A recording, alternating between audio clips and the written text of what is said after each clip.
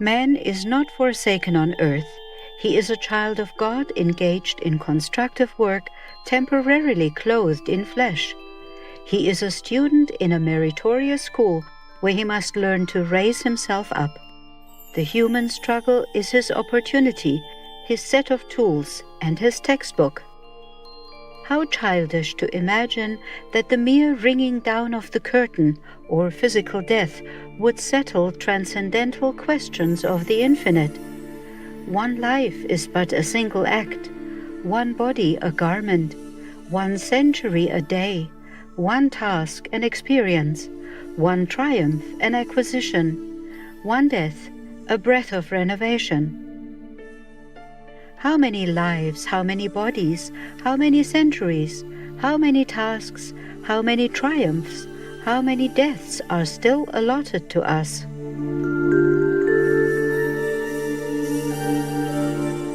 These astounding messages from the spirits via a human medium convey the message of Spiritism.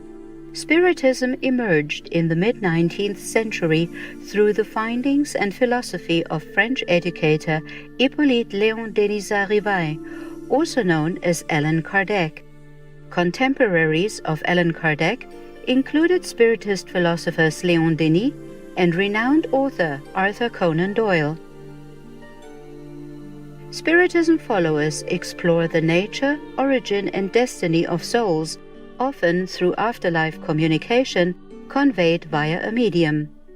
Throughout Latin America and parts of Europe, Spiritism is known and practiced by millions of people. Numerous books have been written that provide insights into the afterlife and the soul's immortality. One such volume is No Solar, or The Astral City, by Spirit André Luiz, through Spiritist medium Francisco Cândido Xavier. Francisco Cândido Xavier was a well-known Brazilian philanthropist who co-authored more than 400 books. In The Astral City, former medical doctor André Luiz speaks from the afterlife of his awakening and healing within a spiritual society near the Earth's surface. This story describes not only the continuation of life beyond the physical body, but more importantly, how heaven cares for each and every human soul. The following excerpt from The Astral City describes how André Luiz was strengthened spiritually upon his rescue from the lower zones.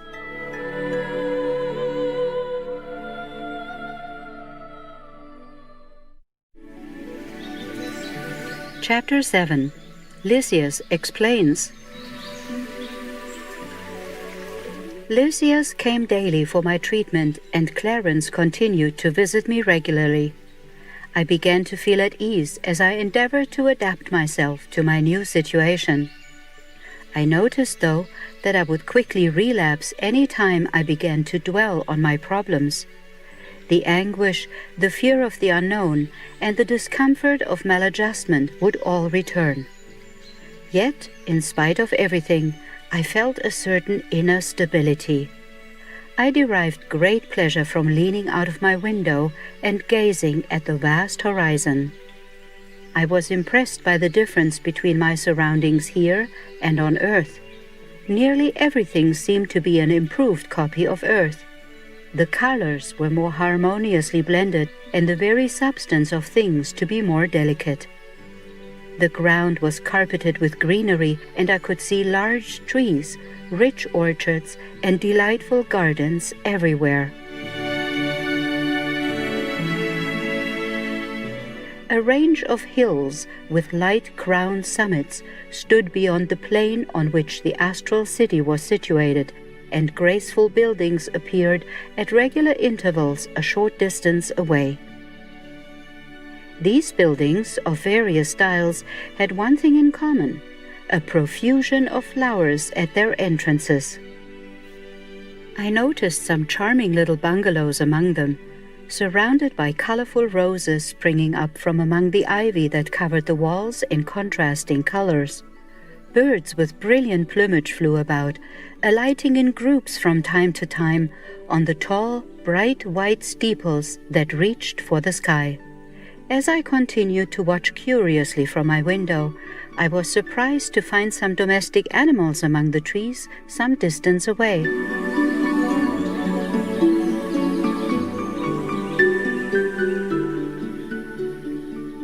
During these periods of deep musing, my mind was filled with countless speculations. Considering that I found myself on an astral plane, I could not understand the similarity of things here to those on earth.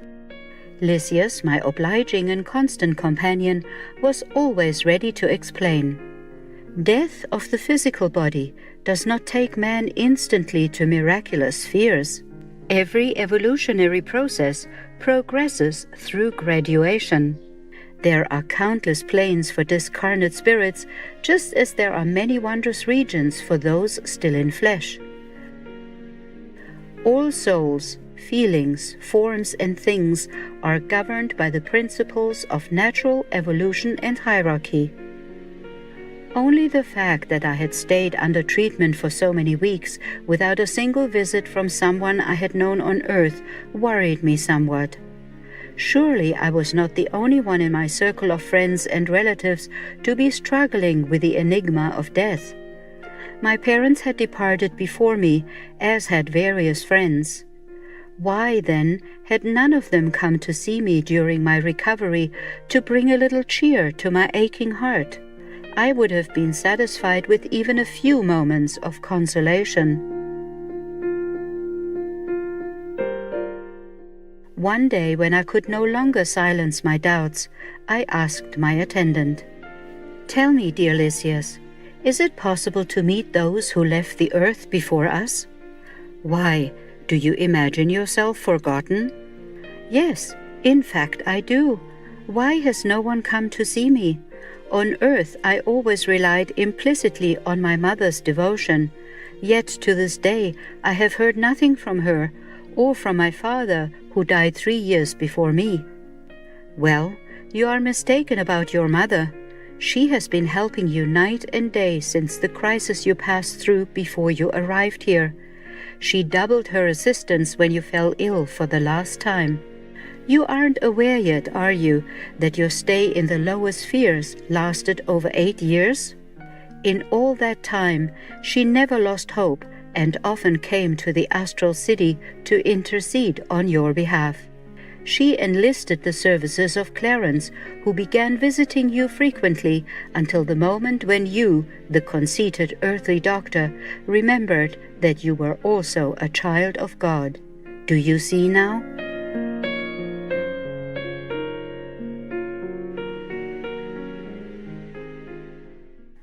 I felt my eyes well with tears. I had not known that I had been away from the earth for so long. I wanted to speak, to find out about those unperceived efforts, but my vocal cords seemed numb. My heart was too full to allow me to speak.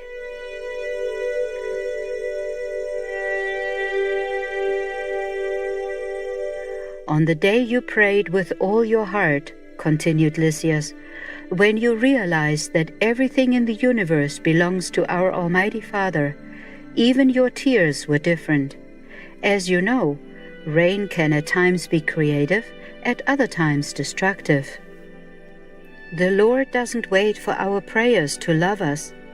Yet, just as a dirty mirror cannot reflect the light, it is indispensable for us to cleanse ourselves and build a receptive attitude in order to understand His infinite goodness. Thus, it is not the Father who needs our penance, it is we who need it for the inestimable service it renders us. Do you see? Clarence, in answer to your devoted mother's pleas, had no trouble finding you.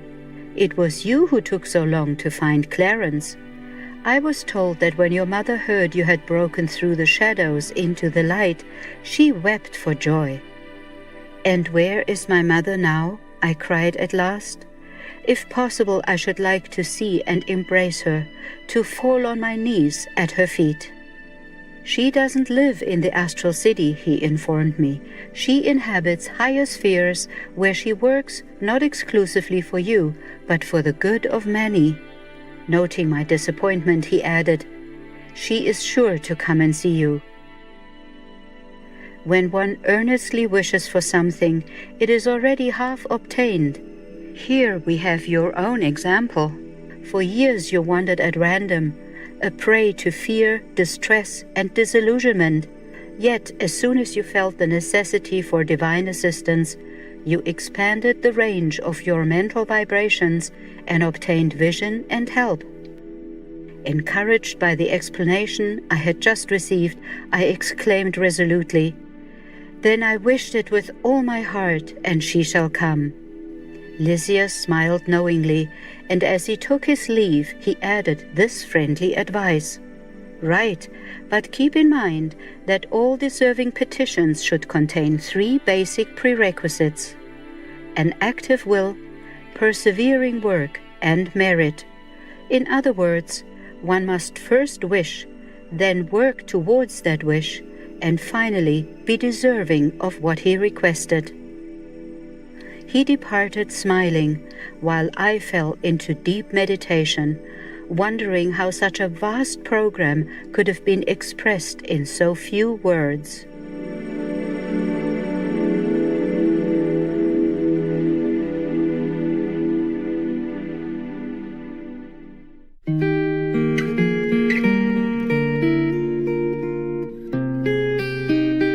Kind viewers, it's been a pleasure to have your company for today's selections from the Astral City, Chapter 7, Lysias Explains, on Words of Wisdom.